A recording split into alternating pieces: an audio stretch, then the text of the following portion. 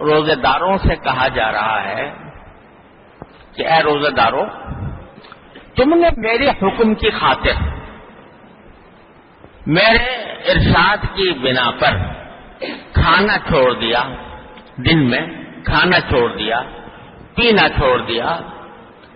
اپنے بیوی کے ساتھ جو جائز تعلقات تھے وہ چھوڑ دیے، تو یہ سب چیزیں کیا تھیں جو تم نے چھوڑی؟ یہ سب جائز تھیں، کھانا جائز تھا، میری خاطر چھوڑ دیا، پینا جائز تھا، میری خاطر چھوڑ دیا، اپنی بیوی سے لذت حاصل کرنا جائز تھا مگر میری خاطر چھوڑ دیا۔ تو یہ جو تم نے حلال کام تھے جو میری خاطر چھوڑ دیے، تو جو پہلے ہی سے حرام ہے، جو کام جو ہر حال میں حرام ہے، رمضان ہو یا غیر رمضان ہو، روزہ ہو یا غیر روزہ ہو، ان کو اگر تم نے نہ چھوڑا، حلال کام تو چھوڑ دیے جو حلال تھے عام حالتوں میں، لیکن جو عام حالات میں بھی حرام تھے وہ اگر نہ چھوڑے، مثلا جھوٹ بولنا نہ چھوڑا، روزہ رکھا ہوا ہے مگر جھوٹ بول رہے ہیں، روزہ رکھا ہوا ہے غیبت کر رہے ہیں، روزہ رکھا ہوا ہے کسی کی دلاداری کر رہے ہیں، لڑائی جھگڑا کر رہے ہیں، بلا وجہ کسی کی جان مال آبرو پر حملہ کر رہے ہیں، روزہ رکھا ہوا ہے اور حرام مال آ رہا ہے گھر میں، حرام آمدنی آ رہی ہے، اس کی کوئی پرواہ نہیں ہے، یہ کیسے روزہ ہوا بھائی؟ کیا حلال چیزیں تو چھوڑ دی جو حلال تھی عام چیزوں میں، اور جو پہلے ہی سے حرام تھی وہ نہ چھوڑی۔ چنانچہ ایک حدیث میں آتا ہے کہ حضور اقدس نبی کریم سرور دو عالم صلی اللہ علیہ وسلم ایک مرتبہ تشریف لے جا رہے تھے، تو آپ نے دیکھا کہ ایک دو آدمی ہیں، ان میں سے ایک دوسرے کے پچھنے لگا رہا ہے، حجامت جس کو کہتے ہیں، وہ جو سر کے اوپر نشتر لگا کر سر پر یا جن کے کسی حصے پر خون نکالا جاتا ہے، اور پھر خون نکال کے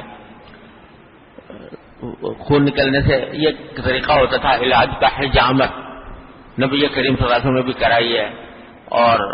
اس کی فضیلت بھی بیان فرمائی ہے۔ تو ایک صاحب دوسرے کی حجامت کر رہے تھے، یعنی وہی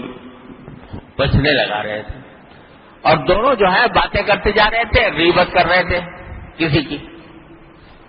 تھا رمضان کا روزے کا موسم۔ تو جب نبی کریم صلی اللہ علیہ وسلم نے دیکھا کہ یہ دونوں جو ہے روزے کی حالت میں یہ غیبت کر رہے ہیں، تو آپ نے فرمایا کہ یہ دونوں جو ہے ان کا روزہ ٹوٹ گیا، افطر الحاجم والمحجوم، جو پچھنے لگا رہا ہے اس کا بھی اور جس کے پچھنے لگائے جا رہے ہیں اس کا بھی روزہ ٹوٹ گیا۔ اب روزہ ٹوٹنے کا معنی یہ نہیں کہ وہ روزہ ہوا نہیں، یعنی اگر قانونی اعتبار سے دیکھا جاؤ تو روزہ ہو گیا، کیونکہ غیبت کرنے سے روزہ اس معنی میں نہیں ٹوٹتا کہ اس کی قضا واجب ہو جائے، جو اس کے اوپر کفارہ آ جائے، لیکن روزہ ٹوٹ گیا کے معنی یہ ہے کہ روزے کا جو اصل مقصد تھا وہ حاصل نہیں ہوا۔ روزہ جس کام کے لیے رکھا گیا تھا کہ اللہ تعالیٰ کی ناراضی سے بچا جائے، وہ کام نہ ہوا، تو انہوں نے حلال چیزیں تو چھوڑ دی لیکن حرام کام جو غیبت کرنا تھا وہ نہیں چھوڑا، تو روزے کا فائدہ حاصل نہیں ہوا۔ یہ معنی افطر الحاجم والمحجوم۔ تو معلوم ہوا کہ اس حدیث سے جو ہے رسول کریم صلی اللہ علیہ وسلم نے بتا دیا کہ بھائی خدا کے بندو، جب روزے کے اندر تم حلال چیزیں چھوڑتے ہو تو حرام چیزیں تو بطریقے اولا چھوڑنی چاہیے، لہذا اس کی فکر کرو کہ تمہاری آمدنی حلال ہو۔ یہ کیا روزہ ہوا کہ سحری تو کھائی اور روزہ بھی رکھا، اور گھر میں رشوت کی آمدنی جو آئی اس سے افطاری لے کے گھر پہنچ گئے، تو رشوت کے مال سے افطار کیا روزے کا، یعنی حرام کام سے حرام مال سے افطار کیا، اللہ بچائے۔ تو یہ تو دیکھ لو کہ لقمہ جو تمہارے منہ میں جا رہا ہے افطار کے وقت میں وہ حلال ہے کہ نہیں. اگر نہیں ہے تو اس کی فکر کرو کہ کم از کم رمضان کے اندر میرے حلق میں کوئی حرام آمدنی کی چیز نہ جائے. دھوکہ کر کے فریب کر کے آمدنی کما لی تو اس سے افطار کرو گے, اس سے سحریاں کھاؤ گے, اس سے روزے رکھو گے. تو اس لیے کوشش کرو کہ رمضان کے اندر کوئی حرام پیسہ نہ گھر میں آئے, نہ کھانے میں اور پینے میں استعمال ہو. دوسری بات کہ بھائی جب تقوی حاصل کرنا ہے اس رمضان کے مہینے میں, جیسا کہ اللہ تعالی نے فرمایا, تو اس بات کا عہد کرو کہ اپنی آنکھوں کو, اپنی زبان کو, اپنے کانوں کو, اپنے ہاتھوں کو قابو میں رکھیں گے. آنکھ سے کوئی گناہ نہیں ہوگا, زبان سے کوئی گناہ نہیں ہوگا, آنکھ غلط جگہ نہیں پڑے گی, نامحرم کو لذت حاصل کرنے کی غرض سے دیکھنا, اس کو حدیث میں نظروں کا زنا قرار دیا. یہ نظروں کا زنا ہے. تو یہ کیسا روزہ ہوا بھائی کہ روزہ تو رکھا ہوا ہے, کھانا پینا چھوڑا ہوا ہے اور نظروں کے زنا میں مبتلا ہے. اللہ بچائے. تو نظروں کو بند کرو, نظروں کی حفاظت کرو.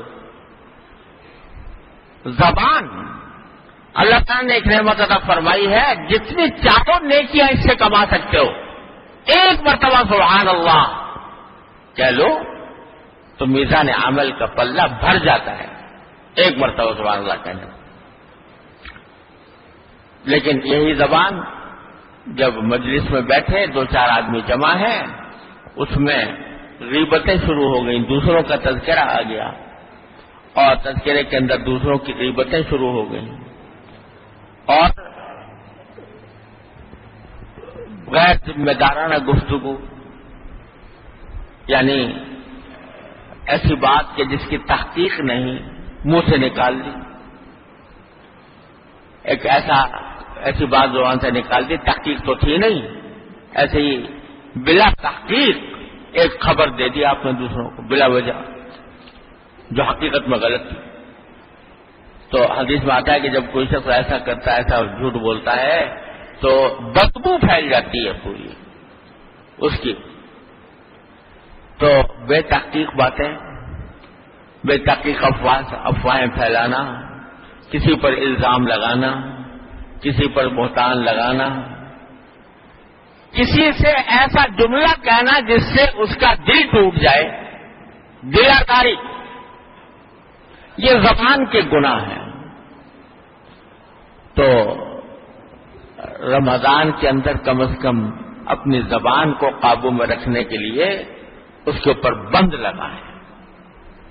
کہ بلا ضرورت بولیں گے ہی نہیں. جب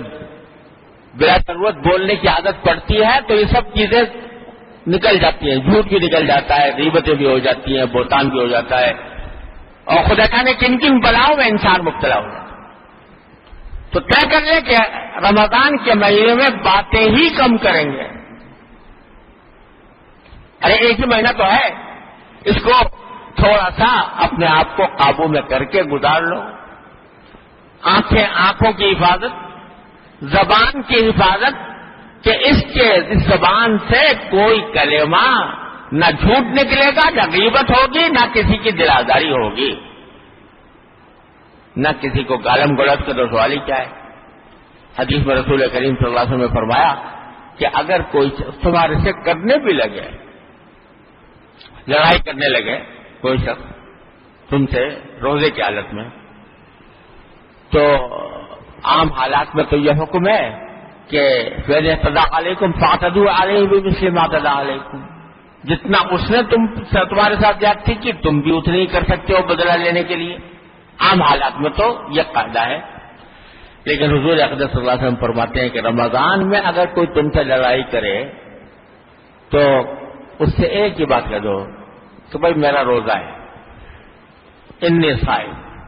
میرا روزہ ہے. کیا مانا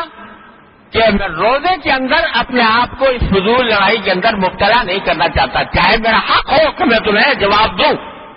چاہے میرا حق ہو کہ میں تم سے بدلہ لوں، لیکن چونکہ میرا روزہ ہے تو روزے کی حالت میں میں نے اپنے آپ کو قابو میں، مجھے اپنے آپ کو قابو میں رکھنا ہے، لہذا میں تم سے کوئی جواب نہیں دوں گا، تمہیں تمہاری بات کا کوئی جواب بھی نہیں دوں گا. یہ تعلیم دی رسول اللہ صلی اللہ علیہ وسلم نے. تو زبان کو قابو میں رکھو. کوئی